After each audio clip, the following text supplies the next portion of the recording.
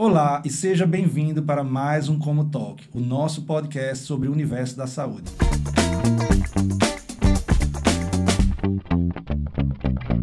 E hoje eu tenho o prazer de receber aqui Nara Moura, que é fonoaudióloga e vai nos contar como ela começou essa carreira dela, uma carreira brilhante que teve algumas reviravoltas e vocês vão assistir aqui com a gente. Tudo bom, Nara? Seja bem-vinda. Oi, Arthur, tudo ótimo. Muito obrigada pela honra de estar aqui participando desse podcast. A honra é toda minha. Vamos lá, desvendar alguns mistérios hoje. Vamos, que hoje eu quero saber todos os segredos da sua jornada Contarei profissional. tudo. Me diga, Nara, começando pelo começo, como você escolheu a fonoaudiologia? Então, eu não tinha certeza do que eu ia fazer, né? Essa coisa do adolescente, já saí 16 anos terminando a escola, não tinha ideia, e assisti uma entrevista no Jô Soares, de uma fonoaudióloga, que se chama Silvia Pinho. Isso há um bocado de anos. Poucos. Alguns anos atrás. E me encantei pelo que ela conseguiu transmitir para mim em relação ao cuidado com a voz. Né? Então, a minha primeira paixão foi, de fato, a voz, cuidar da voz. Né?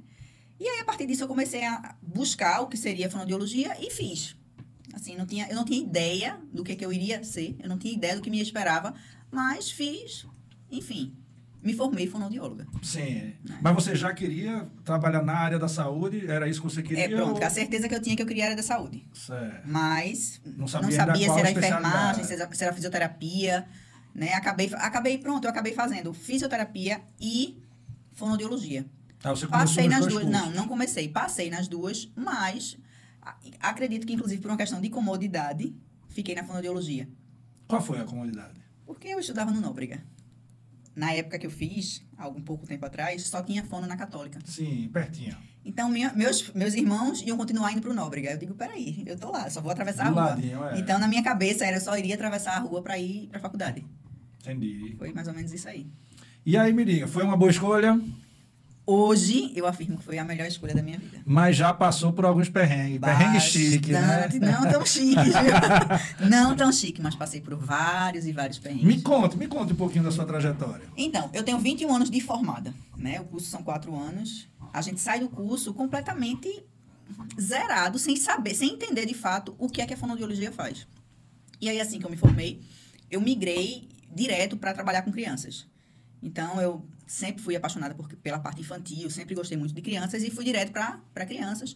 Passei anos trabalhando no hospital Agamenon Magalhães, primeiro Agamenon Magalhães, né? Passei um bom tempo lá, meu estágio inteiro foi lá, depois passei um tempão como voluntária lá, e sempre na parte infantil. Inicialmente só com aquelas coisas de trocas de fala e tal, porém depois começaram a surgir os autistas, né? E aí eu também gostava muito desse desafio por lidar com a família. Então, uma coisa que sempre, para mim, fez muita diferença, né, era que eu entendi desde cedo que não bastava eu cuidar daquela criança. Se aquela família não tivesse envolvida nesse processo e se aquela mãe, principalmente, que era quem estava diretamente ali no dia a dia, não aceitasse aquela alteração. Enfim, isso foi passando, eu saí de lá, entrei no IMIP, né, no IMIP e no consultório particular. Sempre fiz consultório particular, né? Eu tive uma grande mentora, né, profissional da vida, que foi Leila, que é uma fonoaudióloga bem antiga aqui em Recife. Leila o quê? Leila Feitosa. E aí, ela me apresentou o mundo. Então, depois começaram a surgir outros pacientes adultos, começaram a surgir muitas alterações de comunicação. Profissionais querendo melhorar a sua articulação, profissionais querendo melhorar a sua comunicação de forma geral. E aí, eu comecei a trabalhar na área de adultos. E aí veio uma inquietação minha. Passei um bom tempo no IMIP trabalhando na parte ambulatorial. E aquilo ali era muito importante, mas me incomodava. Porque a minha impressão é que eu não conseguiria sair dali para galgar outros ares, né? Porque eu olhava, observava as pessoas que estavam lá. E eu via que tinha pessoas há 10 anos exatamente no mesmo lugar. E aí isso começou um turbilhão. Gerou uma inquietação. Muito. Sempre fui extremamente inquieta. Sempre fui. Para, de fato, querer algo mais, sempre. Isso sempre foi meu. E aí foi quando o meu irmão, mais novo que eu, que entrou em medicina, começou a me apresentar o mundo da geriatria. Sim. Ele é geriatra. Ele é geriatra. E eu dizia assim, não vou. Claro que eu não vou, eu não gosto, eu tenho agonia de ir para aquele morro de pena, porque eu me recordava das visitas que a gente fazia enquanto colégio aos asilos de idosos. É. E aí eu digo, não quero. Eu sei que, enfim. Ele disse, Nara, você precisa expandir. Entrei num curso, uma pós de geronto. Só que o que acontece? Assim que eu me formei, eu já fiz direto uma pós de fonoaudiologia hospitalar. Porque na Católica, a metodologia deles não me permitiu ver nada da parte mais de disfagia, de alteração de deglutição. Era muito pouco, era muito a parte de linguagem. Sim. Era muito envolvida a trocas de letras, por isso o foco infantil, né? Exatamente, por isso e essa parte de disfagia, obviamente, é um foco mais de pessoas idosas, pacientes idosos. Exatamente. Né? Tem a parte infantil, claro, com mas alterações, mas é o foco compara, maior, né? Com certeza, é a parte de idosos. A questão de deglutição, dificuldade de fala, engasgo frequente. Exatamente. E aí, quando eu entrei no curso de geronto, sim, aí nesse intervalo, antes de fazer geronto, eu fiz fonoaudiologia hospitalar, extremamente empolgada, assim, empolgadíssima. Porém, eu não conseguia sair daquele meu local que era o IMIP. Ou melhor, o ambulatório de pediatria, Sim. Que era onde eu trabalhava. Logo em seguida, eu fiz motricidade orofacial, que era um complemento, que era para trabalhar realmente a parte motora da fala, alterações, pessoal muito do aparelho ortodôntico, alterações de língua, fiz essa daí. E aí, fui para geronto. Quando eu entrei em geronto, eu me encantei. Eu digo, é exatamente isso aqui que eu quero. Por quê? Porque quando a gente estuda a gerontologia, a gente entende que eu preciso cuidar do idoso como um todo. Não dá para eu dissociar uma deglutição, não dá para eu dissociar a comunicação, uma dificuldade de linguagem, uma dificuldade de memória, do cuidado, do cuidador, da família, né, daquilo que tem dentro da casa dele. Então, é realmente um trabalho que precisa ser feito de forma interdisciplinar. Né? E nós, enquanto profissionais especialistas, né, eu, enquanto fonoaudióloga, não podia estar apenas observando uma deglutição. Eu tinha que, inclusive, saber se o caminho que levava ele até a mesa para ele se alimentar com a família era viável. Né? Quando tinha uma equipe para trabalhar junto, ótimo. Físio, fono, TO, fantástico. Perfeito, o mundo perfeito. O time completo. Mas isso não é o mundo ideal. Isso é o mundo ideal, não é o mundo real. Entendi. E aí foi quando surgiu uma oportunidade para eu sair do meu ambulatório de pediatria para a enfermaria de cuidados paliativos. Tá? Uma pessoa tinha sido desligada e eu indo visitar o pai de uma amiga, quando eu entrei, a enfermeira, que era a coordenadora na época, olhou para mim e disse, oxe, achei, a fonoaudióloga acabou de entrar. Disse, o quê? Aí a coordenadora, que hoje é a doutora Zilda, que era a doutora Zilda, que hoje é a secretária de saúde, olhou para mim e fez, topa? Eu digo, não sei o que não, mas eu topo. Ele disse, a gente tá precisando de uma fono aqui. E eu, há muito tempo, já estava querendo sair do ambulatório de pediatria. Foi o convite que você precisava. Exato. Só que, assim, não existia, eu não visualizava essa possibilidade. Porque era todo mundo enraizado nas suas funções. Nas suas funções, nos seus locais, nos seus setores. E eu digo, não vou conseguir. Enfim. Apareceu a chance. A chance. E aí, dá caí lá passo mesmo. Que Deus dá o chão. Exatamente. Caí de paraquedas no setor de cuidados paliativos, tá? E aí, pronto. Aí melhorou ainda mais isso, o meu amor por aquilo que eu fazia. Né? Comecei a ser preceptora de residentes, né? Comecei a ser formadora de residentes. E, assim, a parte de educação, para mim, sempre foi maravilhosa. Sempre gostei muito dessa parte dessa troca e de repassar as nossas práticas e o nosso dia a dia. E aí, fiquei lá seus meus 15 anos. Um pouquinho de tempo. Algum tempo, né? O mundo, ou melhor, a realidade dos cuidados paliativos, que hoje já é muito mais difundida, há 12 anos, 13 anos atrás, estava começando, principalmente aqui em Recife, né? Que foi exatamente quando começou a primeira residência médica aqui em Recife, que foi lá no IMIP, e depois entrou a residência multiprofissional. Multidisciplinar, né? Multidisciplinar. E eu estava lá. Ótimo. Nesse meio, eu sempre... E você já era preceptora? E aí, nessa época? Quando a residência chegou, eu estava lá. Sim. Né? E aí, fui estudando, fui me especializando, fazendo cursos de formações. Porém, essa questão é muito genuína. Então, eu realmente sabia que aquilo ali era para mim. Né? A forma de comunicar notícias difíceis. Né? Eu acho que o profissional de saúde ele tem essa dificuldade. Né? Nós temos essa dificuldade de comunicar notícias difíceis, comunicar mais notícias. Né? Então, tudo isso foi acontecendo e ali eu fiquei por esses 15 anos. Até que... Exatamente isso que eu queria saber.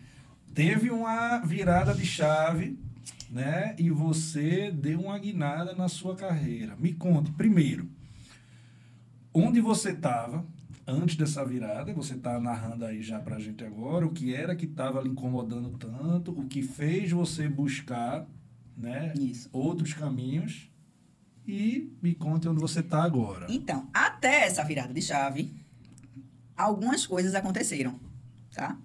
Nesse ínterim, eu tive 2 filhas, né? Então, precisei reduzir carga horária. Eu fazia um atendimento, sim, eu também trabalhava no SAD, que é um serviço de atenção domiciliar, que é um serviço do Ministério da Saúde, mas que aqui a Prefeitura do Recife encabeça aqui, né? E aí eu ia para as comunidades e aí eu precisava sair muito cedo para ir para as comunidades. Eu adorava esse serviço, adorava, porque eu estava realmente dentro das comunidades e ali a gente via o quanto a gente poderia fazer a diferença na vida daquelas pessoas, mesmo que fosse uma visita ao mês. Mas em uma visita eu conseguia, aí eu tinha a equipe também, né? A gente conseguia organizar aquela rotina daquela família, tá? Ok. Precisei sair do SAD, porque eu precisava de mais tempo, né? Na verdade, eu queria ter saído do IMIP já, isso, quando minha primeira filha nasceu, quando ela hoje tem 9 anos. Mas aí pediram que eu não saísse, me fizeram algumas propostas, eu reduzi carga horária e fiquei lá só na enfermaria de cuidados paliativos. Só que assim, muito inquieta e querendo ganhar dinheiro. Tá? Isso é fato. Lá não é o lugar certo. Não mesmo. Lá não. Não era o lugar certo. Funcionário, não. Lá, assim, eu tenho uma gratidão absurda por aquele lugar. Imagino, pelas pessoas que passaram por mim, né? Pelas oportunidades que eu tive de aprender. Porque ali é uma escola. E exatamente. Né? Todo mundo que eu entrevisto aqui, meus clientes também, que passaram pelo IMIP, todo mundo tem inclusive meus pais. Sim. Os 2 trabalharam lá. Né? E todos falam isso. Olha, eu sou muito grato. Ganhar dinheiro não ganha lá, não. Mas aprende muito. Aprende e faz o bem, assim. Ajuda muita gente que precisa, claro. O que me prendeu lá durante muito tempo foi porque eu sabia que eu fazia a diferença na vida das pessoas. Sabe? Enfim, e é gratificante, querendo ou não. É uma realização. É uma realização. Né? Pronto, é exatamente isso. Então, profissionalmente eu era realizada. Por quê? Porque eu era reconhecida pelo trabalho que eu fazia e eu tinha... E impactava positivamente, muita né, gente, na vida das pessoas. muitas pessoas. Mas... Só que o dinheiro no bolso não estava entrando. Que, querendo ou não, é importante. Não, também. é fundamental. Não é só importante, não adianta. Querendo ou não, a gente trabalha muito para isso também, né? Não adianta. É fundamental. Nesse meio tempo aí, veio a pandemia, tá? Sim, eu trabalhei também sempre na área de idosos. Né? Então, fazia atendimento domiciliar, deixava de fazer atendimento domiciliar particular, mas eu fui fonoaudióloga de uma ILPI, que é uma instituição de longa permanência para idosos. Sim. Que na época se chamava Lar da Vis. Sim. Então, acho que em 2015 o Lar da Vis abriu. Uma casa geriátrica. Uma casa geriátrica, né? Que hoje ela não existe mais, mas as 2 médicas eram 2 geriatras do IMIP e disseram, não, Nara, fono é você. Eu disse, tô dentro. Comecei a trabalhar lá, amava muito o que eu fazia.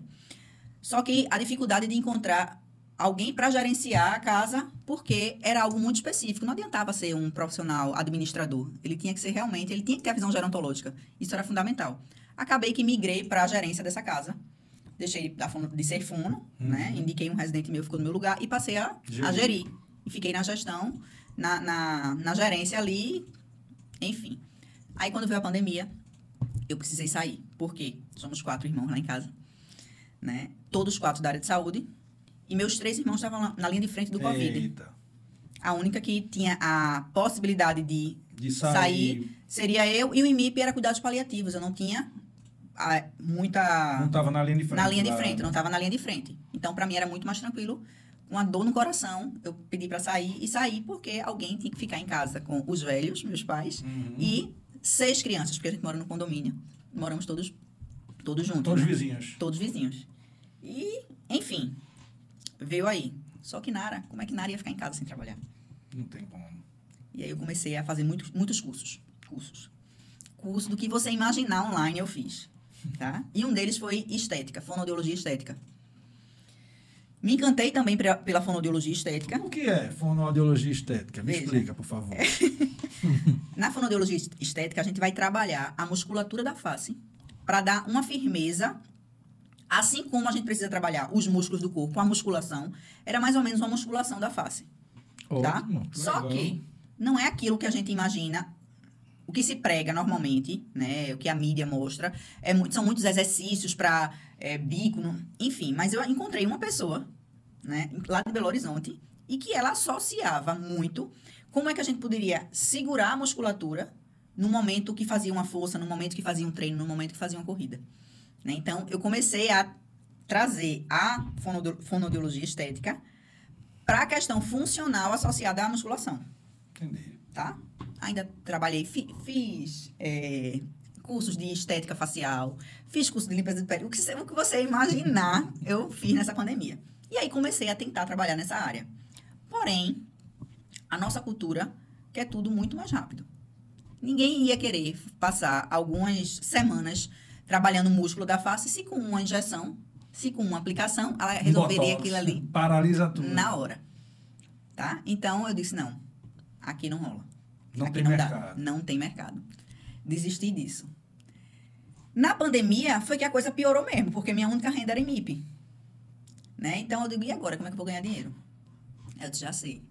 Eu sempre gostei de treinar, tava lá, ó, ratona de academia, se vou fazer educação física. Vou fazer educação física porque eu vou matar 2 coelhos com a cajadada só. Eu vou estudar educação física. Vou física. estudar educação física. Vou unir o meu lazer Exatamente. ao trabalho. O prazer que eu tinha de estar dentro de uma academia, porque eu passei a ficar horas, o dia inteiro. Eu brincava que era meu escritório particular. Porque eu estava sem outra ocupação. Exatamente. Vou me ocupar aqui dentro da academia. Uma ocupação boa, Enfim, no final, né? Muito, uma ocupação excelente. muito boa. Melhor do que ficar o dia todinho assistindo live dos cantores sertanejos. Com certeza. E aí a pessoa muda o corpo, né? Saúde lá em cima e estrutura corporal completamente mudada. Até se preparando, né? Tava aquela pandemia, vamos preparar o corpo para aguentar. Exatamente. Mas aí, não era isso. Desistiu, viu? Desisti. Só para lazer, para trabalhar, não. Exatamente. O próprio curso, eu sei lá se eu fiz 2 períodos, 3 períodos, enfim. Ah, você começou, Cheguei a fazer. Não é isso. Nara, volta para fonoaudiologia e vai tentar alguma outra coisa. Antes da pandemia, não foi agora, antes da pandemia, eu já tinha feito mestrado em educação. Por quê?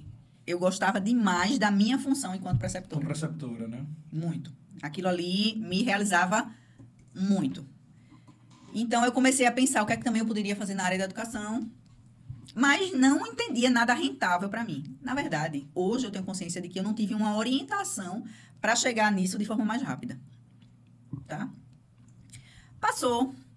Chegou uma clínica aqui, nova, em Recife, e disseram, não, Nara, é você a pessoa. Tá? Ele contratou. Todo mundo só fala em você, que é um hospital, que é a clínica Florence, só fala em você, só fala em você. É uma clínica muito boa, né? Excelente. Estrutura muito boa. Excelente. Iniciaram com a terceirização, eu pedi para sair porque não dava, né? Você já não tem um salário bom, você ainda ser terceirizado. Enfim, voltei, passei ainda um tempo lá, mais de 1 ano, mas chegou uma hora que eu disse, não era aquilo ali. Foi quando surgiu uma luz no fim do túnel. Agora vem a hora boa, agora vem a virada. Por quê? O que é que acontece? Eu participei de um workshop profissional, tá? E aí não tinha ninguém da área de saúde. Quer dizer, até tinha alguns farmacêuticos, mas as pessoas da indústria farmacêutica. Sim, os reps. Os reps. Foi quando eu fui para esse workshop e disse, espera aí, é exatamente isso que está faltando para mim. Tá? E aí teve um podcast ao vivo lá, muito bom, de 2 profissionais também da indústria farmacêutica. Um que aos 50 e poucos, acho que é 50 anos, alguma coisa assim, depois de muitos anos de casa, tinha sido demitido. E o outro que continuava, né, e que tinha galgado lá o topo. Sim, um gene. Aí eu disse, ó, esse cara que foi demitido é a minha cara. É a minha história. Porque meio que ele perdeu tudo e precisou entender o que precisava fazer para começar do zero. E eu achava que eu estava nesse patamar. Então, participei lá do workshop, aqui há 1 ano atrás, isso, exatamente 1 ano atrás. Então, não foi de uma hora para outra, né? Foram 20 anos batendo cabeça, 20 anos se especializando na especialização, no curso daquilo. Mas só depois desse workshop foi que eu entendi que eu precisava olhar para a minha carreira e não apenas para a minha especialidade, enquanto fonoaudióloga. Você pode ver que eu falo muito sobre isso, né?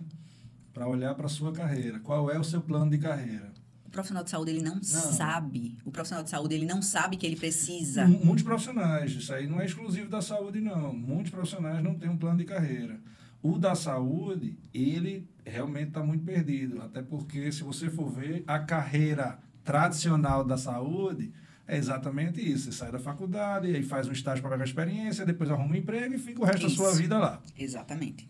Isso é cultural, inclusive. Cultural, exatamente. Cultural. Já funcionou. Sim. Alguns bocados de anos Não, atrás. e assim, Hoje veja, em dia não é mais e aí, assim. veja, você precisa ter a primeira etapa. Lógico, você precisa sair da faculdade e você precisa Pegar se especializar prática, em alguma exatamente. coisa. Em alguma Exatamente. coisa. Você vai escolher algo para você se especializar. Isso. E aí tem um outro detalhe. Nós somos 4 irmãos lá em casa, os 4 da área de saúde.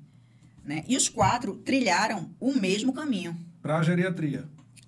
Tanto para a geriatria quanto para saiu, pós-graduação. Isso foi uma coisa que meu pai colocou isso muito forte na cabeça da gente. Ó, saiu da faculdade imediatamente tem que fazer uma pós. Nunca pode deixar de estudar. Nunca pode deixar de se especializar. Nunca pode deixar de se atualizar. Então era profissão, pós. No meu caso, pós, meu irmão, os outros residências, os outros, enfermeira e médico, residência, dentista e fono, pós, mais pós, mestrado, todo mundo tem que ter mestrado, todo mundo tem mestrado. Então, assim, isso foi o mundo acadêmico ideal.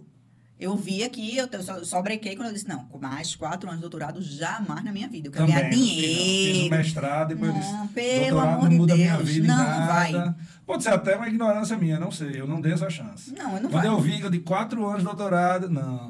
Não vai, assim, ó, Preciso hoje eu lhe agora- digo com toda certeza, é algo de extrema importância, principalmente para quem quer entrar no mundo acadêmico. Isso é fundamental. Isso. Mas, para mim, que tinha outra trilha a seguir, não era.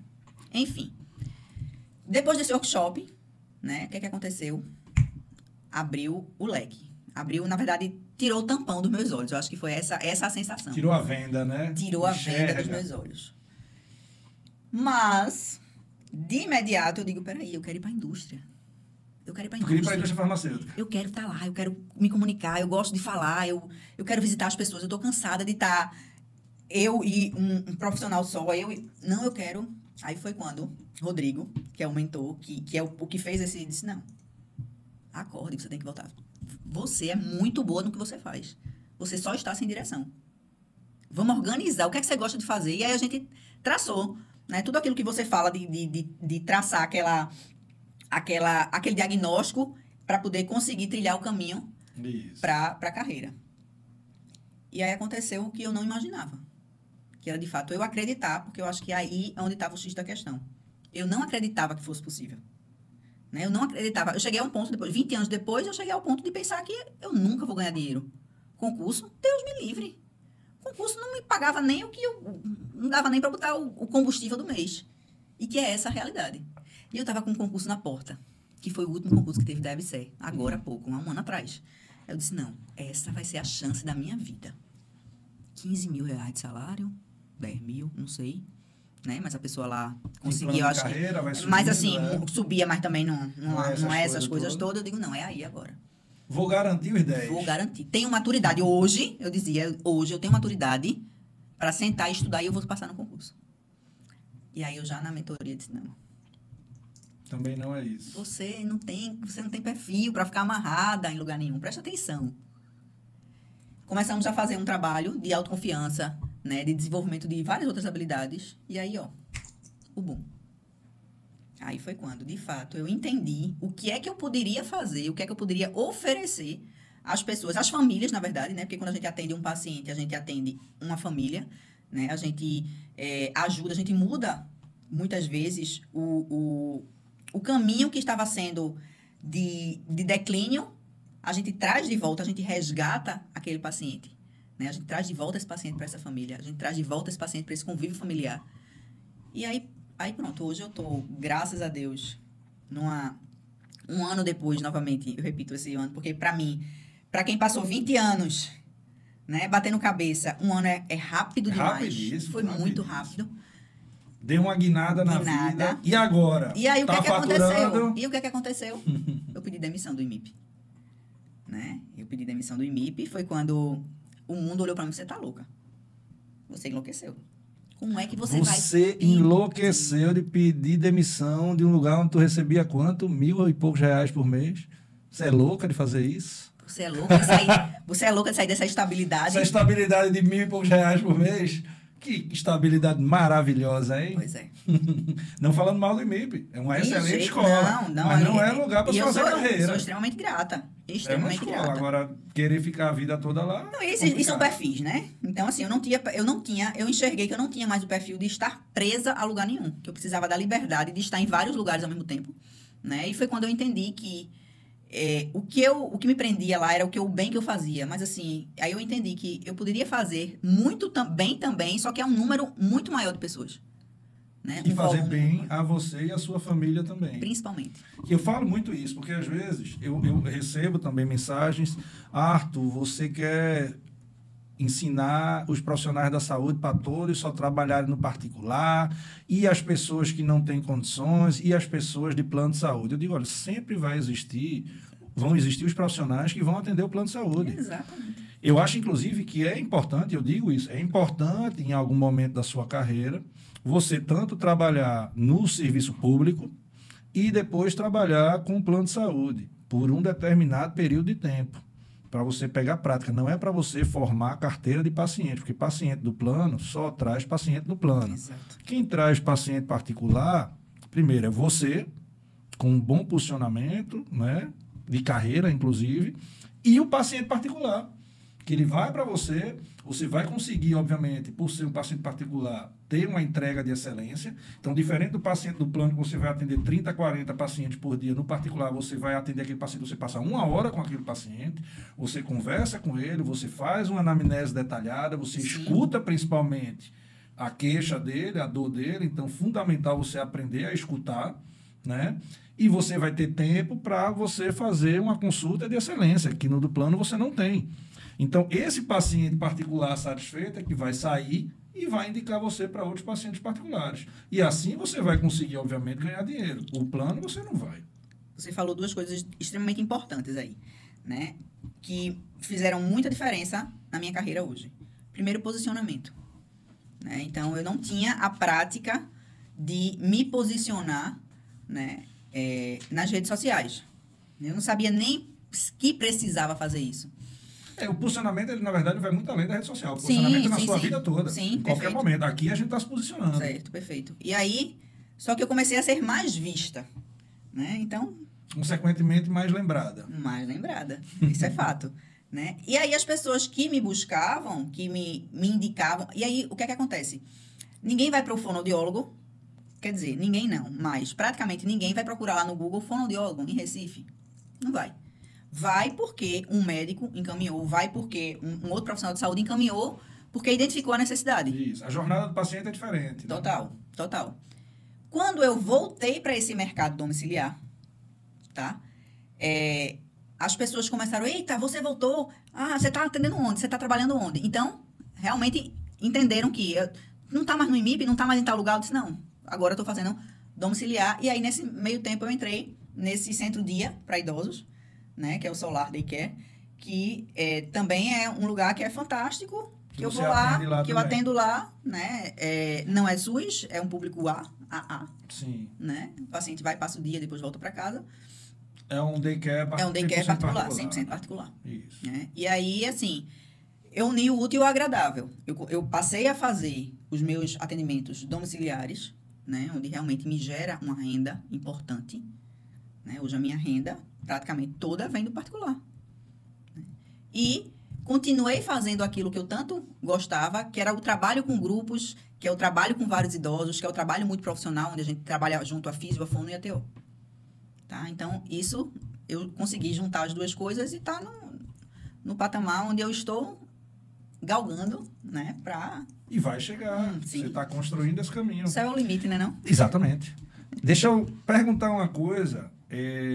que é o que eu defendo muito, inclusive falando aqui diretamente para você que está nos assistindo, que às vezes tem profissionais da saúde que tem essa dúvida ou que acha que não funciona.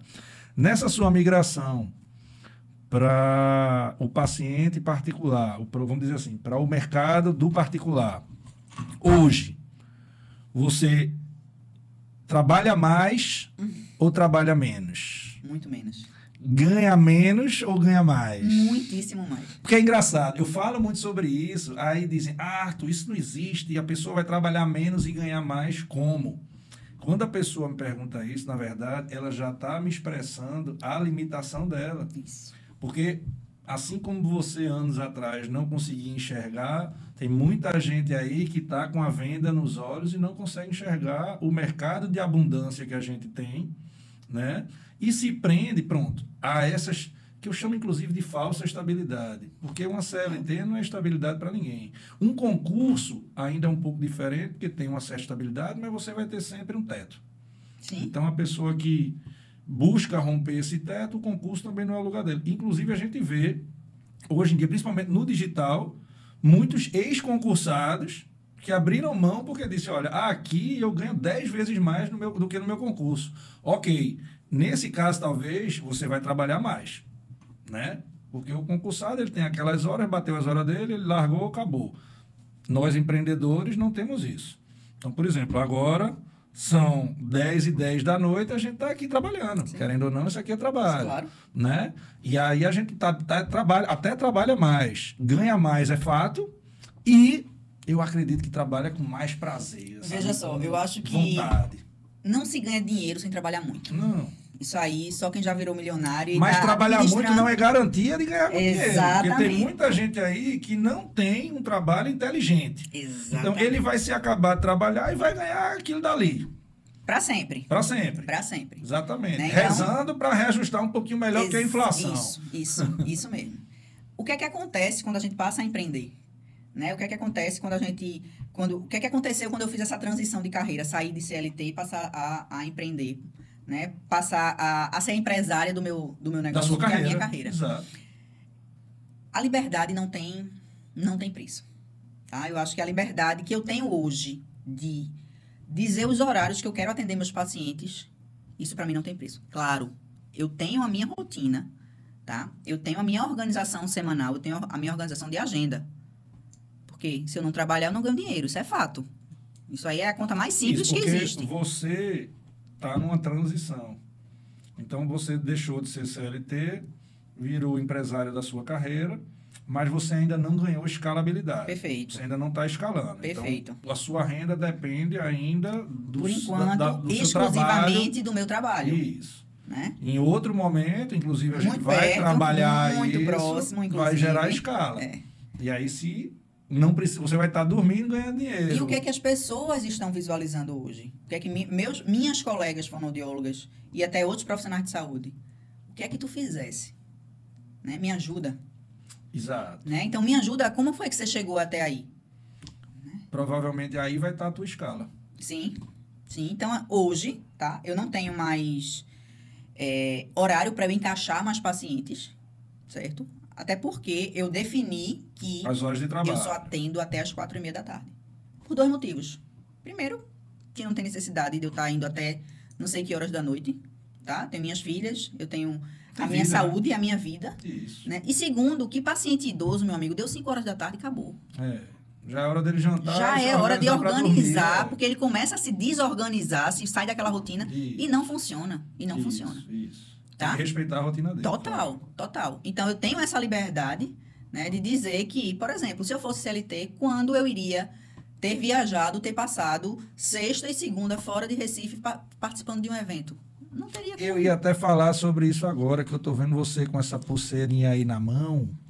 Esteticamente não tem nada a ver. Voltou agora de São Paulo, inclusive chegou faz 2 horas aqui em Recife, veio direto para esse podcast.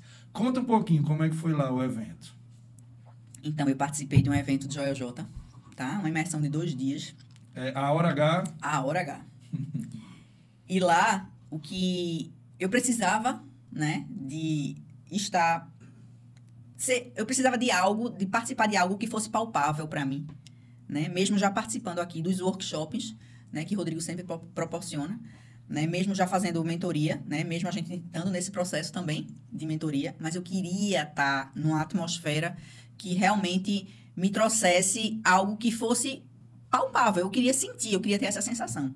E foi incrível. É uma energia incrível. Absurda, absurda, tá? Então, assim, e eu pensava, né, que eu ia chegar lá e ia viver só aquela emoção. Mas, assim, tivemos aulas de finanças, tivemos aulas de empreendedorismo, tivemos aulas de organização de carreira, sabe? De vendas, de network. Então, assim, foi muito melhor do que eu esperava.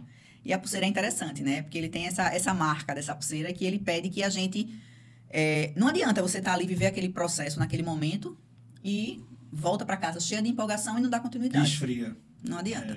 Né? E aí ele diz que isso aqui é meio que um lembrete. É o lembrete. E o tema desse ano foi Pessoas Precisam de Pessoas. Eu vi. Né? Muito bom. E tem tudo a ver comigo. Então, quando eu cheguei lá, que eu vi que era essa a frase, pessoas precisam de pessoas, a minha vida inteira, eu fui educada assim. Eu fui educada para que a gente servisse as pessoas, porque todo mundo precisa da gente e a gente vai precisar de alguém, algum dia. Né? Então, quando eu entrei ali, que eu vi, eu disse, pronto, era exatamente isso que eu precisava. Né? Então, hoje eu tenho plena consciência que o meu trabalho influencia muitas pessoas, não só ajuda muitas pessoas e muitas famílias, porque antes eu só tinha essa visão de que eu era capaz de ajudar pessoas a melhorar a sua vida, eu era capaz de ajudar pessoas. Resgates afetivos são incríveis, né? Porque pacientes que vivem no isolamento, quando a gente começa a trabalhar essa alimentação que devolve a ele a possibilidade dele ir à mesa, sentar à mesa com seus familiares, se socializar, sair, ir para o restaurante. Isso aí eu escuto de famílias, Nara. É verdade. Doutora, isso não tem preço. Principalmente a disfagia afasta muito o idoso. Muito, né? muito. A disfagia, às vezes o paciente até tem aquela cialorreia, né? Aquela baba escorrendo, Sim. então aquilo. E a dificuldade de comunicar. Né? Então, hoje eu tenho idosos que estavam restritas em casa e que voltaram a frequentar ambientes sociais que para ela era semanal. Todas as sextas-feiras, às 10 horas da manhã, as amigas se reuniam para um café e ela tinha deixado de ir. Eu digo, peraí. Então, assim, o trabalho é esse, é de resgate dessa socialização, desses resgates afetivos. Porém, isso começou a gerar, né, curiosidade e interesse nas outras pessoas para saber o que era que eu estava fazendo. Que, na verdade, você agora se posicionou diferente. Exato. Você saiu daquela jornada de trabalho tradicional, buscou outros caminhos, obviamente, através do conhecimento que você adquiriu. As pessoas chegam, Nara, o que foi que tu fez? O que é que aconteceu? E aí eu vou repetir aquela frase que não é minha. O dia que você não ganha, está no conhecimento que você não tem. Isso mesmo. E aí, você foi atrás do conhecimento. Não técnico da sua área. Isso é importante falar. Na verdade, eu até falo muito sobre isso. O conhecimento técnico é fundamental, você tem que ter. Mas você tem que ser bom em outras coisas. Não, o conhecimento técnico, ele é fundamental, como você falou. Ele é o princípio de tudo. Mas ele tem limite. Você quer ser um bom técnico, profissional, tecnicamente falando, ótimo, é fundamental, é importante. E uma coisa não exclui a outra. Na verdade, é fundamental, você tem que ser bom naquilo que você faz. E não vai excluir, né? Você não Sou vai... um excelente, fiz minha pós, fiz isso, fiz aquilo, eu tenho anos de experiência. Ok, me trouxe até aqui. Que foi o que aconteceu com você. Você chegou meio que no topo da sua classe. Sim. Dentro do modelo tradicional. Você não se acomodou. Você disse, vou romper. Para romper, você vai ter que adquirir outros conhecimentos.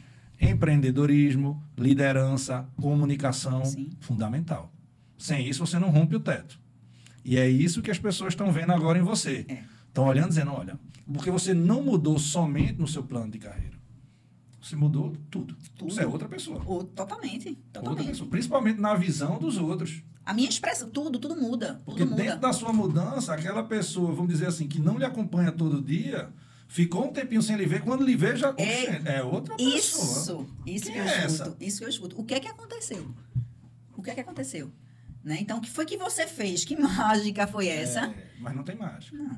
Não tem mágica. Não tem mágica. E aí a gente já fala, para você que está aí assistindo, que é exatamente isso. Se você não buscar conhecimento nessas outras áreas que eu acabei de citar aqui, dificilmente você vai romper o teto.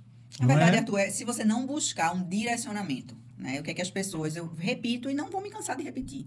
O profissional de saúde, ele está culturalmente acostumado a ser cada vez mais especialista, né? Porém, não se entende de empreendedorismo, né? Não se trata, ou melhor, não se traça um plano de carreira. E ainda tem mais. Que, assim, é a realidade nua e crua. Eu não vou pagar para ninguém me dizer o que é que eu vou fazer isso. Então, paga-se fortunas num curso da sua especialidade, mas não se paga por um direcionamento.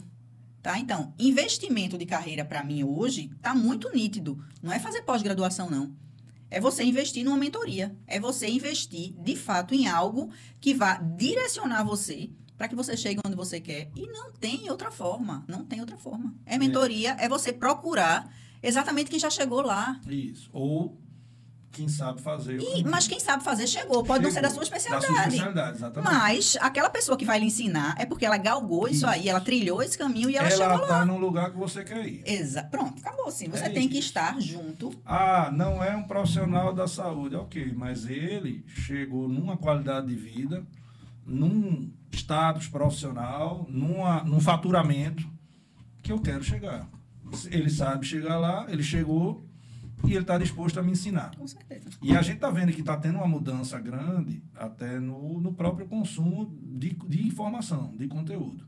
Né? Que as pessoas estão começando a investir mais em mentoria. Não se compara, por exemplo, com os Estados Unidos ou com a Europa, que as pessoas já investem nisso há muitos anos. Né? As próprias empresas investem para dar treinamento para os seus funcionários, trazem mentores para capacitar sua equipe em outras áreas, principalmente comunicação e liderança, né? Aqui no Brasil a gente não está, mas eu estou vendo que as pessoas estão mudando. Inclusive, por exemplo, eu já disse, né? Eu trabalho com os profissionais da saúde há 12 anos com a Como, 14 anos no total, e mudou muito nesses anos. Mudou muito.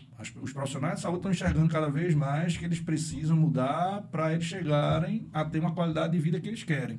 Né? E eu acredito que a gente vai ver grandes mudanças ainda nos próximos 5 a 10 anos, grandes mudanças, e tem dois lados, inclusive. Um bom, que a gente vai ver muitos profissionais capacitando e desenvolvendo outras habilidades, e o lado ruim é que quem não fizer isso vai sofrer muito, porque a gente está vendo uma alta taxa de natalidade de novos profissionais, o mercado vai ficar cada vez mais, eu não gosto da palavra saturado, mas vai ficar muito competitivo. Sim.